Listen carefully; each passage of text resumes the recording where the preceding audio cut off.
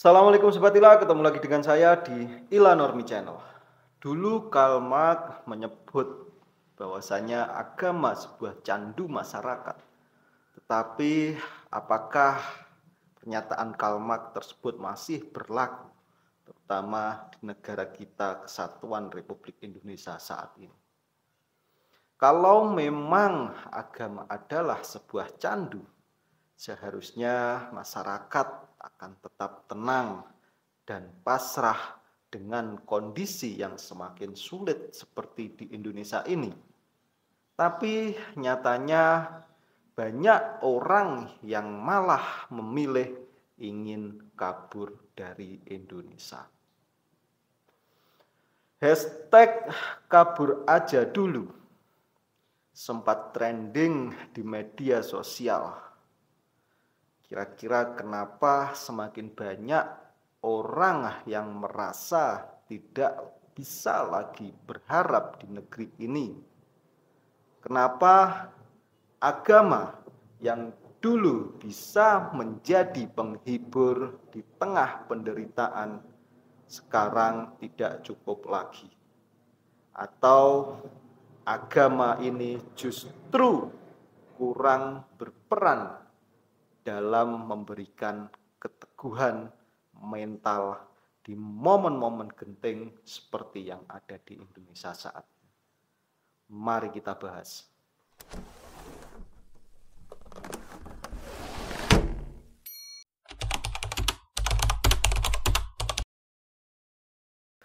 Sebelum kita membahas tentang soal agama, marilah kita lihat dulu kenapa banyak orang di Indonesia yang frustasi sampai ingin kabur dari negara Kesatuan Republik Indonesia ini. Ada beberapa faktor pemicu keinginan kabur sebagian besar masyarakat Indonesia. Faktor yang pertama yaitu ekonomi yang sangat sulit sekali. Gaji tidak naik, harga-harga barang melambung. Memang ekonomi Indonesia saat ini sedang menghadapi sebuah tantangan yang sangat berat akibat perlambatan dari pertumbuhan, kenaikan harga kebutuhan pokok, melemahnya daya beli, depresi rupiah, dan meningkatnya hutang pemerintah.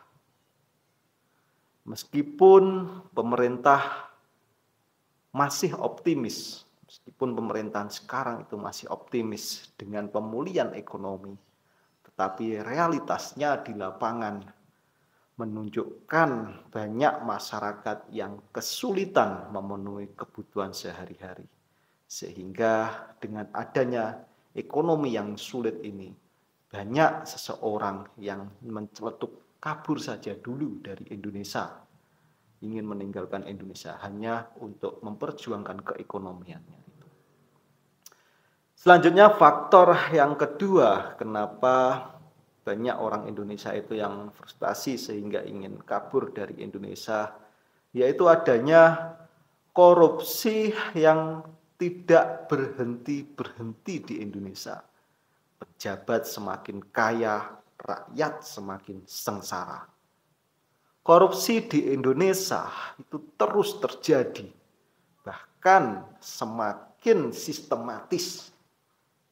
Meskipun pemerintah sudah mengupayakan pemberantasan yang dilakukan oleh pemerintah, banyak pejabat tetap terlibat dalam praktek korupsi, memperkaya diri sendiri. Sementara rakyat semakin terbebani oleh kesulitan ekonomi. Ada sebuah data yang menunjukkan bahwa korupsi merugikan negara hingga puluhan triliun rupiah setiap tahunnya, menghambat pembangunan dan memperbesar kesenjangan sosial. Dari adanya banyak pejabat yang tersandung kasus korupsi ini, masyarakat sudah muak dengan apa yang dilakukan oleh para pejabat, sehingga masyarakat untuk memilih kabur saja dulu dari Indonesia. Karena ya tidak ada jaminan dari pejabatnya untuk mensejahterakan kerakyatan, untuk mensejahterakan rakyatnya. Sehingga sebagian besar masyarakat memilih kabur saja dulu dari Indonesia. Selanjutnya faktor yang mempengaruhi kenapa muncul hashtag kabur aja dulu, yang didasari masyarakat Indonesia sudah frustasi. Faktor yang ketiga adalah ketidakadilan hukum.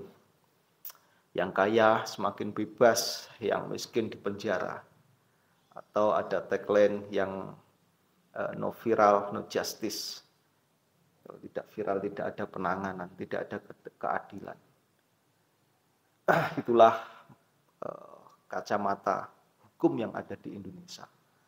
Ketidakadilan hukum di Indonesia masih sangat menjadi persoalan serius sekali. Banyak kasus yang menunjukkan bahwa hukum lebih berpihak pada orang kaya dan berkuasa. Sementara rakyat kecil seringkali mendapatkan hukuman berat meskipun pelanggarannya itu ringan. Banyak data dan fakta di lapangan menunjukkan bahwasanya hukum di Indonesia itu cenderung berpihak pada orang kaya dan berkuasa. Contohnya banyak koruptor dan para pejabat yang merugikan negara, yang merugikan pemerintahan, bisa mendapat hukuman yang sangat ringan atau bahkan bebas dengan berbagai macam cara yang ditempuh. Sementara rakyat miskin yang hanya mungkin mencuri pisang untuk bertahan hidup seringkali mendapat hukuman yang sangat berat, bahkan hukuman sosial untuk pelanggaran dari masyarakat kecil ini. Fenomena ini memperparah ketidakpercayaan masyarakat terhadap sistem hukum yang ada di Indonesia, sehingga muncullah kritik yang sangat luas terhadap sistem peradilan yang ada di Indonesia. Sampai dengan masyarakat Indonesia yang banyak frustasi dari munculnya masyarakat Indonesia yang banyak frustasi ini, baru muncul hashtag kabur aja dulu itu sebagai bukti bahwasanya masyarakat Indonesia itu sudah frustasi dengan keadaan yang ada di Indonesia, baik itu keadaan hukumnya yang tidak memihak kepada rakyat kecil, pejabatnya yang selalu koruptor, ekonomi yang sulit, sehingga masyarakat Indonesia itu sudah frustasi. Faktor selanjutnya yang nomor 4 yaitu kesempatan kerja di Indonesia itu sangat terbatas sekali. Kesempatan semakin terbatas terutama bagi pemula atau fresh grade. Banyak lulusan-lulusan baru itu kesulitan mendapat sebuah pekerjaan yang sesuai dengan basic sekolahnya. Sementara orang-orang dengan koneksi atau orang dalam seringkali lebih mudah masuk ke posisi yang strategis ini. Data menunjukkan bahwasanya fresh grade yang ada di Indonesia ini memang kesulitan dalam mendapat pekerjaan. Sementara mereka yang mempunyai koneksi, sementara mereka yang mempunyai orang dalam itu sangat mudah masuk di dalam posisi yang sangat strategis. Ketidakadilan ini menciptakan sebuah kesenjangan sosial dan menurunkan kepercayaan terhadap sistem ketenagakerjaan yang ada di Indonesia. Bahkan Wakil Menteri kemarin ketika ada hashtag kabur aja dulu, yang dimana kabur aja dulu itu sebagian besar ya dilatar belakangi karena minimnya lapangan pekerjaan yang ada di Indonesia ini. Nah itu sama menterinya hanya malah direspon silahkan kabur-kabur saja, kalau perlu jangan kembali. Nah dari sini menunjukkan bahwasanya pemerintah itu sebetulnya tidak mampu untuk menyediakan kesejahteraan, menyediakan lapangan pekerjaan kepada masyarakatnya. Nah, untuk menutupi ketidakmampuan itu melemparkan kata-kata yang seperti itu. Menuduh bahwasanya yang menggunakan hashtag kabur aja dulu itu tidak, rasa nasionalismenya itu kurang dan lain sebagainya. Selanjutnya faktor kenapa masyarakat Indonesia frustasi sehingga muncul hashtag kabur aja dulu itu, yaitu daya saing global yang sangat rendah. Banyak anak muda yang merasa itu tidak dihargai di dalam negerinya sendiri. Daya saing global Indonesia itu masih sangat tertinggal sekali dibandingkan negara-negara lain, terutama dalam hal inovasi, produktivitas tenaga kerja, dan kesejahteraan pekerja. Akibatnya banyak anak muda yang berbakat yang merasa tidak dihargai di dalam negerinya sendiri itu memilih untuk mencari pekerjaan di luar negeri. Berdasarkan data, banyak anak muda di Indonesia itu merasa tidak dihargai karena yang pertama ya daya saing global Indonesia itu masih rendah. Jadi membuat mereka yang mempunyai potensi ini sulit berkembang. Dan yang nomor dua dikarenakan kesempatan kerja dan gaji tidak sebanding dengan skill sehingga mereka ini memilih bekerja di luar negeri.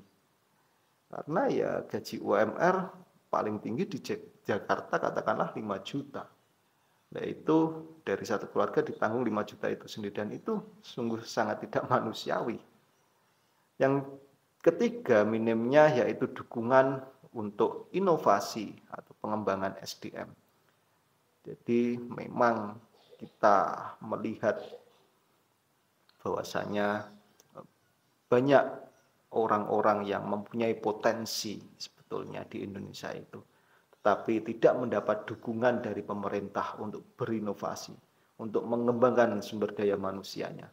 Jadi membuat anak-anak muda yang berbakat itu merasa tidak dihargai di dalam negerinya sendiri dan memilih untuk kabur aja dulu. Fenomena ini bisa menyebabkan brain drain yang semakin parah sekali, di mana talenta terbaik Indonesia yang harusnya bisa membangun negara kesatuan Republik Indonesia ini justru mereka ini berkembang di luar negeri, sementara di dalam negeri kekurangan SDM atau sumber daya manusia yang berkualitas, sangat kekurangan sekali.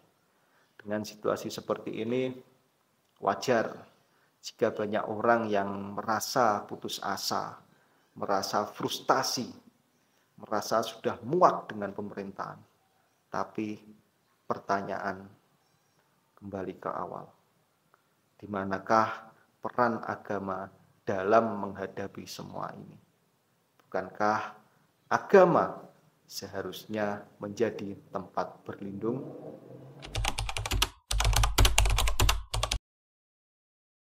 Dulu ketika situasi sulit, masyarakat di Indonesia cenderung pasrah. Mereka percaya bahwa penderitaan di dunia itu adalah sebagai ujian dan surga menanti di akhirat. Tapi nyatanya sekarang banyak yang sudah mulai berpikir secara logik. Kenapa agama tidak lagi menjadi candu? Yang pertama ya janji-janji surga yang dilontarkan oleh para pemuka-pemuka agama itu sudah tidak cukup lagi untuk menjawab kebutuhan atau sebagai pelipur kefrustasian yang ada di Indonesia. Karena di Indonesia itu permasalahannya sudah kompleks. Orang butuh solusi nyata, bukan sekedar harapan akan pahala di akhirat.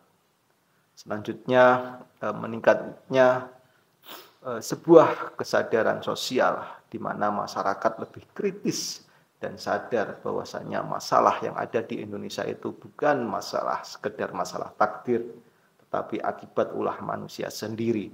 Sehingga penyelesaiannya ya harus kita bergerak, bukan mengikuti para penceramah-penceramah yang membuat semangat kita itu mudah pupus, yang menjadikan dunia itu bukan sesuatu tempat berjuang untuk menggapai kehidupan akhirat, tetapi memasrahkan dunia itu bahwasanya kita bukan hidup di dunia, kehidupan kita kelak akan di akhirat.